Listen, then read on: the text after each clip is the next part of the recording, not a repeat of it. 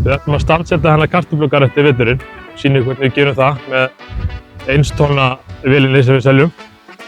Og auka hlutina sem við ætlum að nota er rakan okkar og þumallinn mikið. Mikið af greinum hérna sem við þurfum að losna við. Og svo notum við tiltskófluna til að mynda raðirnar fyrir niðursetningun á kartöflunum.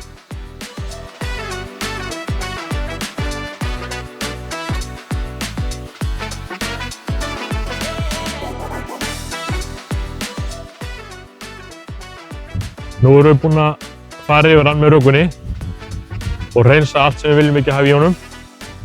Nú setjum við bara tiltskófluna á, tökum að slétta hann og myndum raðirnar.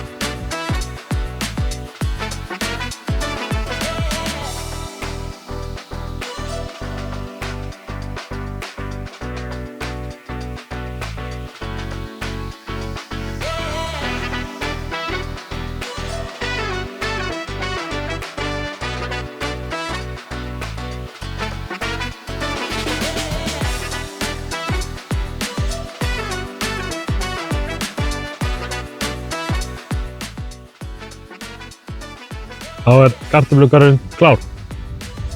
Með tiltskóflunni var ekkert mál að gera raðirnar fyrir kartöfluna. Spörum við þar hellingstíma og þetta verk sem hefði annað tekið bróðupátt og degi tók á innan við klukkutíma. Kíkið inn á ljárdalur.is ef við viljum fá frekari upplýsingar gröfurnar sem við bjóðum upp á eða auka hlutina. Því að með gröfur frá okkur er allt hægt í garðinum.